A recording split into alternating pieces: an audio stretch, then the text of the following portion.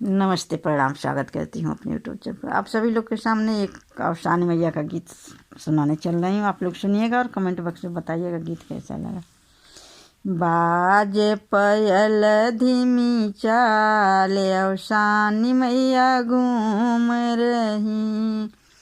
बाजे पयल धीमी चाल अफसानी मैया घूम रही। घूमत पहुँची माई बजजवा दुकनिया। घूमत पहुँची माई बजजवा दुकनिया। मोही चुनर देखी लाल अफसानी मैया घूम रही। मोही चुनर देखी लाल अफसानी मैया घूम रही। घूमत पहुँची मैया चूड़ीहरवा दुकनिया। घूमत पहुँची माई चूड़ीहरवा दुकनिया। मोही कंगन चूड़ी लाल अफसानी मैया घूम रही। मोही कंगन चूड़ी लाल अफसानी मैया घूम रही। बाजे पयल धीमी चाल अफसानी मैया घूम रही।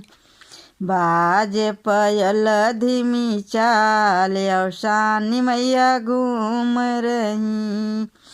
घूमत पहुँची माई मालिन दुआरिया। घूमत पहुँची माई मालिन दुआरिया। मोही अड़हुल फूल लाल अफसानी मैया घूम रही। मोही अड़हुल फूल लाल अफसानी मैया घूम रही। बाजे पयल धीमी चाल अफसानी मैया घूम रही। बाजे पयल धीमी चाल अफसानी मैया घूम रही। घूमत पहुँची माई नाउन दुआरिया। घूमत पहुँची माई नाउन दुआरिया। मोही महावर देखी लाल अफसानी मैया घूम रही। मोही महावर देखी लाल अफसानी मैया घूम रही। बाजे पयल धीमी चाल अफसानी मैया घूम रही।